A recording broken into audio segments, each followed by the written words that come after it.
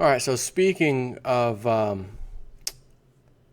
Webbot report I just did about the Bitcoin specific one-off Webbot report for January 2017, um, the I don't know if it was this one that just passed. I think it was, and the last one.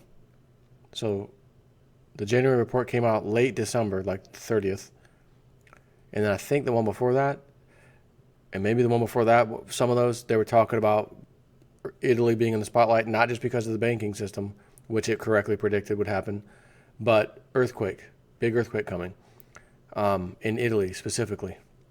I think the very last report talked about this, Webbot report, to look out for this. Now, I'm not going to say this is a giant earthquake that just hit, but there was a swarm of 10 earthquakes, and this is news from today. Today, right now, is it's the 18th, but this report, it says 19th in, the UK, whatever. So it wasn't a huge earthquake, but there were several, and they were enough to cause an avalanche that killed a bunch of people and some damage and stuff. All guests and staff missing as avalanche hits Italy hotel at tourist hotspot. Avalanche has hit a hotel in Italy, sparking fears for the lives of at least 20 people hours after a series of earthquakes struck the region. 20 guests were staying at Hotel Rigopiano in Pescara, a province in the Abruzzo region, when the avalanche hit.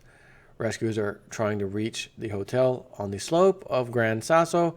Hours earlier, the hotel used its Facebook page to warn guests the phone network was down due to bad weather. Facebook post, which was since been deleted, Mr. DiMarco said, "Unfortunately, this terrible tragedy has occurred. It seems the people are dead, but this has yet to be confirmed." Now that that's been deleted. But again, it comes hours after several strong earthquakes and aftershocks struck central Italy, which has been hit by heavy snowfall in the past week. 4 quakes of magnitude 5.2 and higher struck near the town of Amatrice, something 60 miles northeast of Rome, in the space of 4 hours. I believe it was 10 quakes, by the way.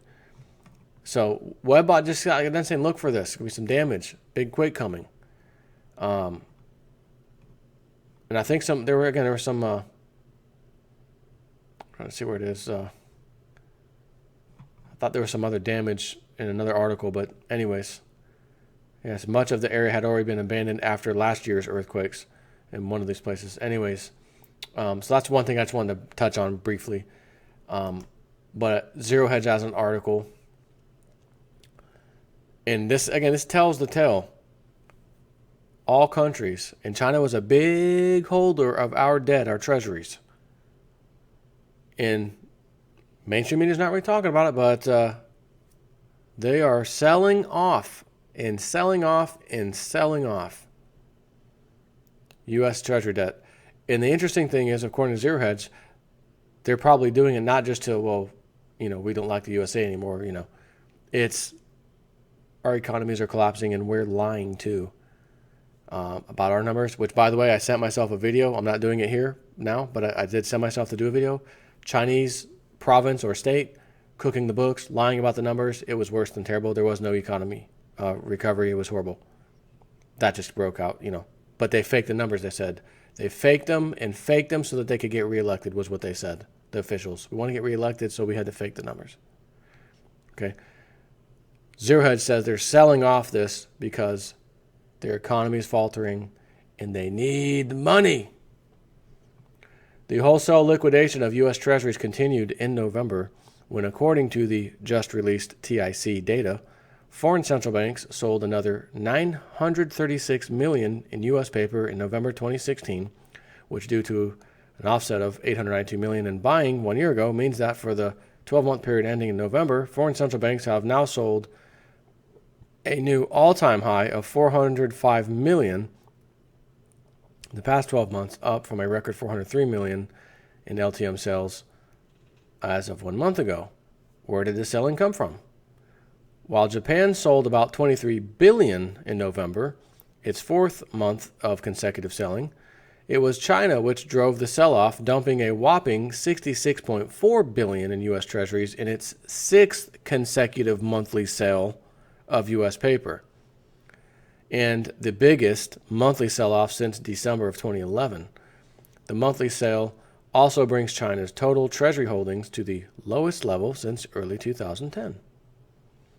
When combining China's with the Belgian holdings, an offshore center used by China to mask its purchases and over the past 2 years' sales, the correlation between combined Treasury holdings and China's total reserves suggests that this is where the action is at.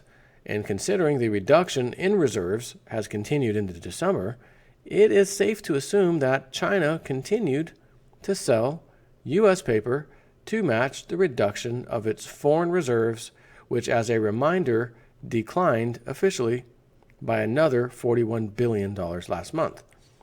Curiously, reversing its recent trend, Saudi Arabia bought just over $3 billion in treasuries and also added $10.7 billion in U.S. paper in the past 2 months, the most since July 2006.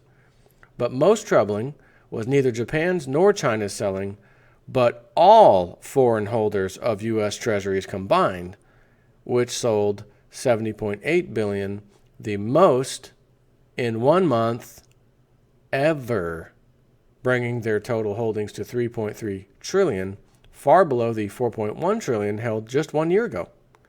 On an annual basis, the drop was 8.4%, the biggest decline on record.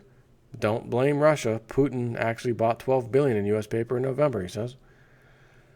As we pointed out 1 month ago, what has become increasingly obvious is that both foreign central banks, sovereign wealth funds, reserve managers, and virtually every other official institution in possession of U.S. paper is liquidating their holdings at a troubling pace. Something which, in light of the recent surge in yields, appears to have been a prudent move. In some cases, like China, this is to offset devaluation pressure. In others, such as various petroleum exporting nations, but curiously not Saudi Arabia, in the past 2 months, it is to provide the funds needed to offset the drop in the petrodollar and to backstop the country's soaring budget deficit. In all cases, it may suggest concerns about a spike in future debt issuance by the U.S., especially now under the pro-fiscal stimulus Trump administration. Who are they selling to? The answer, at least until August, was private demand. In other words, just like in the stock market, the retail investors is the final bag holder. So when it comes to U.S. Treasuries, private investors, both foreign and domestic, are soaking up hundreds of billions in central bank holdings. As we said 2 months ago, when we observed this great rotation into treasuries out of official holders into private hands, we wonder if they would keep buying, knowing who is selling to them. Well, several months ago, this changed. And after the private investors had been happily snapping up bonds for 4 straight months, in September, other foreign investors sold a whopping $31 billion, bringing the total outflow between public and private foreign holdings to $76.6 billion, the second highest number on record. In October, while foreign official entities sold another $45 billion, at least the pace of selling by private entities moderated somewhat to only $18.3 billion. However, in November, the trend appears to have reversed again. The private foreign buyers picked up some $731 million. Maybe they know something the central banks do not. Meanwhile, while just 5 months ago yields had tumbled to near all-time lows, suddenly the picture is inverted, and long yields are once again rising on concerns that not only could the ECB, which is the European Central Bank, and the Bank of Japan, soon taper their purchases of the long end, but that Donald is about to unleash a $1 trillion debt tsunami at a time when the Fed will not be available to monetize it, now that the Fed is again hiking rates. While it is unclear under what conditions foreign buyers will come back, after all, Treasury yields have already jumped high enough to where U.S. paper should be more than attractive to foreign official institutions. One thing is clear. As of this moment, the selling strike not only continues, but is accelerating, and should the foreign liquidation of treasuries fail to slow, Mrs. Janet Yellen of the Fed will soon have to plan how to not only abort the current rate experiment, the rate hike experiment, which continues to pressure yields higher around the globe, but to start thinking how to soak up all the excess supply instead, which I'll tell you exactly how that will go. The Federal Reserve will be the buyer of the purchaser of the treasuries. They will be the purchaser of the treasury. Oh, China's not coming up? Saudi Arabia, what about you guys? Oh, no, you broke? Man, we broke these days. You broke? Oh, man. All right, Janet, we'll just buy them. Just print up the money. Or we don't have to print it. That'll cost us money. Just add a little entry. Just add an entry into our ledger, counting entry, that we're buying those.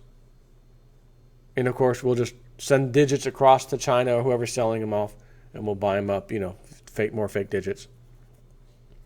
Wouldn't it be nice if you or I could, I don't know, print money when we needed it? I lost my job, I'm losing my house. Well, turn on the printing press.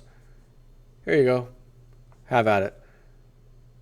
Isn't it incredible that the Federal Reserve is the only entity on the face of the, well, not the face of the earth, there are some other ones, but in the United States, that can print all the money, it can print excess money, it could give money to the banks, essentially 0% interest. You're practically giving it to them, near zero, whatever.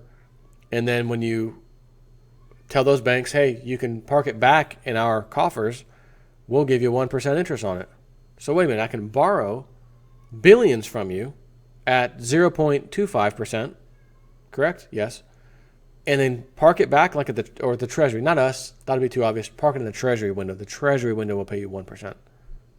Wow. So I'm making payments back to you on 0.5% interest while gaining a full, or not 0.25%, while gaining a full percent interest from the Treasury. What could all of you do with a few $1 billion that you could, quote unquote, park for 1%? And you're borrowing it for 0.25%. So that's 0.75% profit. You'd be pretty happy with several $1 million doing that, earning interest off that, wouldn't you? You'd be making a nice little, you wouldn't be rich or anything, but you could make a living off that. So anyways, that's what they're going to buy the debt. And Lindsey Williams long ago did say that. The Federal Reserve will be buying the debt, but he was told, they can only do it for so long. They won't be able to just keep doing it. So, remains to be seen what happens, but I think that Webbot report might be pretty accurate with how our future is going to look. Take care.